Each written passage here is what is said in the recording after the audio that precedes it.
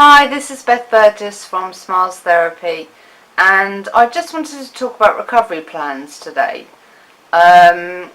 because, as I've found out myself, you may have one and you think it's fantastic and it's great, but there are things that can change things for you, which mean that you have to change your recovery plan a bit. So I wanted to talk about that because when I was obviously in recovery and I started my service, Smiles, to help other people. I started writing books, did all sorts of interviews, was in the newspapers, everything, radio, and I, just by helping people, I thought I will never ever drink again. Just because I feel so good helping people, I feel so good doing what I'm doing. I have the freedom of my business, I'm serving other people, I'm making them happy. I get emails saying your book saved my life. I was so grateful and happy that I thought I just never ever thought I would even think about drinking again, because helping people is one of those great things that gives you dopamine, so it's a great thing to do. So don't not do it. Have it as part of your recovery plan, definitely. But things change. So as quite a lot of you probably know, I became very ill. It was, now about 4 years ago. And I couldn't see people one-to-one anymore. Now, for the first year, I was like, okay, because I'd done a lot of work on myself, and I was like, alright, well, we'll just accept this, and, it's not very nice, and I can't go out, and I can't sort of, see people, and it was difficult, but I managed it, but after a year, because I thought I'd get better, to be honest with you, and I didn't. And I was like, oh God, right, okay, so I'm not getting better. So I was sort of sitting there, in that realm of, is this going to be the rest of my life, basically? I'm just going to be stuck in bed, not able to help people properly, not able to do very much. I couldn't even write at one point. I couldn't even look at the computer screen because it makes your eyes go funny, what I have. And even funnier than they are already. So basically I had everything that was part of my recovery plan taken away from me. Because I used to, for example, if I was upset, I would go for a nice long walk, because I loved that. I'd stick my music on and go for a nice long walk. Couldn't walk anymore, because I lost my balance completely.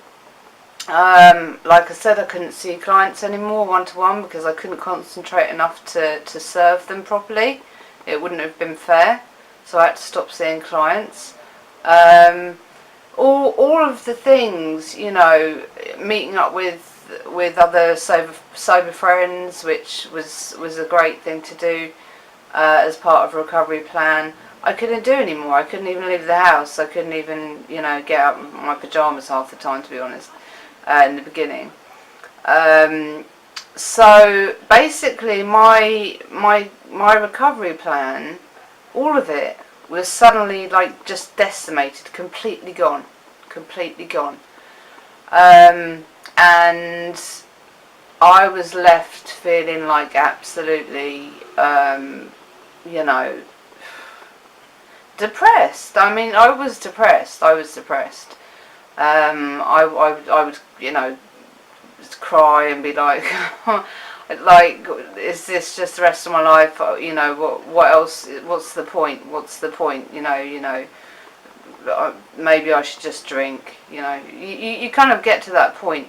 If your recovery plan just completely falls apart, what else have you got? So, and I felt guilty as well. I felt guilty about being ill. I felt guilty about relying on my partner and other people and not being able to help people as much as possible.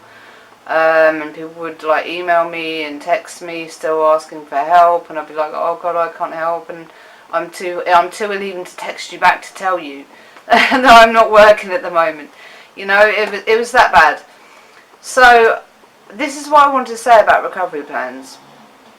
You have to have a multi-pronged recovery plan. It's all very well to do something like go to fellowship meetings or something. Okay, I love going to fellowship meetings. I'll go every day, that's fine. What if you suddenly get really, really sick like I did, and that's what you relied on, and you can't get to them anymore? What if that happens? What if your way of dealing with upset and anger is to kind of go for a long walk, and you can't do that anymore? You've lost your recovery plan. And unfortunately, recovery is something that has to be done every day, because you're an addict every day. I'm an addict every day. Whether I'm using or not, I'm still an addict every day of my life. It doesn't change. It just means I'm a sober addict if I don't use, but I'm still an addict. So I have to have a recovery plan every day. And it has to be something that will always work. So while you can have a lot of these things in your life, which are great, like I said, if you like going to meetings or whatever, don't rely entirely on things which rely on, doing certain things like going outside or going for a walk or speaking to a particular person, because they may not be around at some point. Things happen. So what I'm saying really is, don't put all your eggs in one basket. This is why meditation is a really good part of a recovery plan, because you can almost always do that. I did find it difficult in the beginning, because I was having migraines and stuff, and it was bad, to focus on my body. It felt not very nice. But it's a learning thing, and you kind of learn tolerance towards it, and you realise that it changes. You're not in constant pain. It feels like it, but you're not constantly in the same amount of pain. So what I'm saying is, spread your recovery out. Have a whole list of things you can do. So if 3 things get knocked out of your life that you can't do anymore on your recovery plan, you've got 7 more that you can do.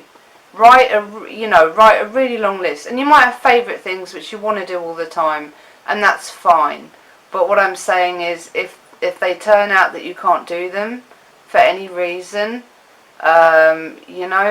it's really important to have things to fall back on, because otherwise, what are you going to fall back on? Addiction.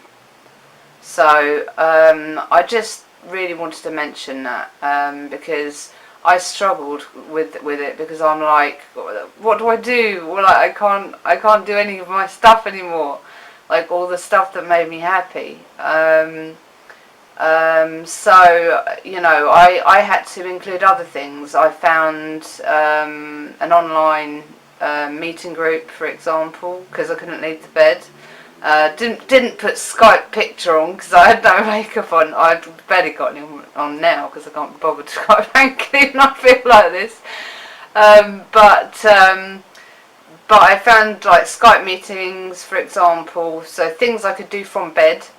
I started to up my meditation. I would watch videos and listen to things rather than, because I couldn't read. I couldn't read books anymore for a long time, so I would listen to things instead.